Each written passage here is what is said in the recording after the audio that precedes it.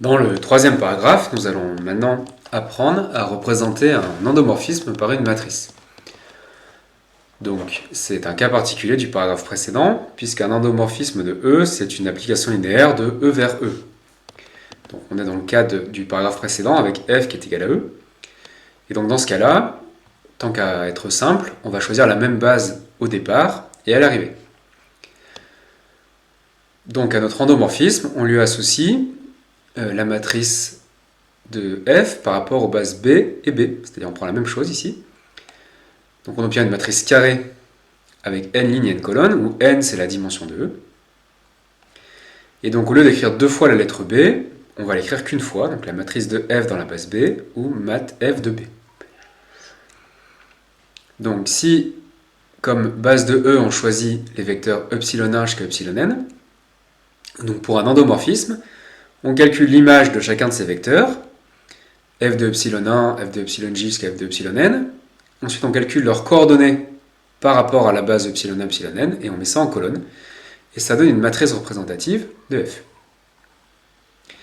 Donc, comme précédemment, dire que f de εj se lie sur la jème colonne, ça se traduit par cette formule avec une somme. Donc, c'est somme des a et j. Alors, il y a une petite erreur, c'est pas εk, c'est εi. Et donc on peut voir que ce qu'on appelle la matrice de f dans la base B, c'est en fait la matrice de ces vecteurs dans cette base. Donc on a encore un lien entre matrice d'un endomorphisme et matrice d'une famille de vecteurs. Donc cette matrice, on appelle ça la matrice carrée associée à l'endomorphisme f dans la base B. Donc je répète la différence avec la matrice d'une application linéaire. Pour une application linéaire, c'était par rapport à deux bases. Ici, c'est par rapport à une seule base. Donc on peut voir des exemples simples. Dans Rn crochet x, on considère l'endomorphisme de dérivation.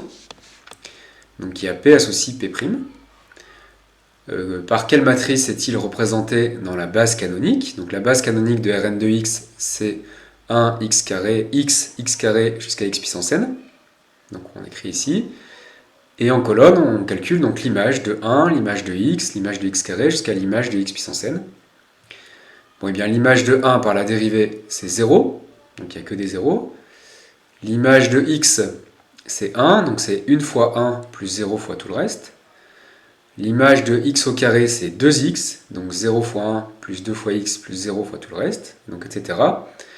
L'image de x puissance n, c'est n x puissance n moins 1, donc on multiplie tout le monde par 0, et x puissance n moins 1, on multiplie par n.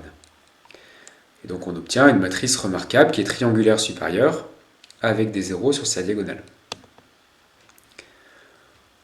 Autre exemple important, donc on se replace dans un espace vectoriel E quelconque avec une base B quelconque. Quelle est la matrice de l'application identité? Et bien cette fois, en colonne, vous mettez l'identité de ε1 qui fait ε1. Donc vous faites 1 fois ε1 puis que des zéros. Ensuite, l'identité de ε2, ça fait ε2, donc 0, 1, que des 0. Et puis en fait, on arrive facilement à se convaincre qu'on va avoir des 1 sur la diagonale et des 0 partout ailleurs. Donc la matrice de la fonction identité dans n'importe quelle base, ça fait la matrice identité. Donc deux remarques. Si on l'a appelée la matrice identité, c'est pour cette raison, c'est que ça représente la fonction identité. Le n, c'est la dimension de E. Et dernière chose, on voit que c'est exceptionnel. Quelle que soit la base qu'on prend, on obtient toujours la même matrice. Donc c'est vraiment un cas très simple.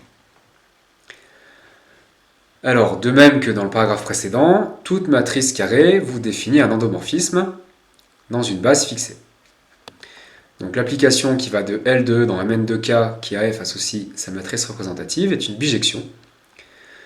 Et donc on a une bijection entre l'ensemble des endomorphismes et l'ensemble des matrices carrées. Alors, la remarque qu'on a fait ici, toute matrice carrée définit un endomorphisme. Il faut que E soit de dimension n. Et donc le choix le plus simple possible, c'est de prendre k puissance n. Et comme base B, on prend la base canonique. Donc on appellera ça l'endomorphisme canoniquement associé à A. Donc c'est l'endomorphisme de k puissance n qui est représenté par A dans la base canonique de k puissance n.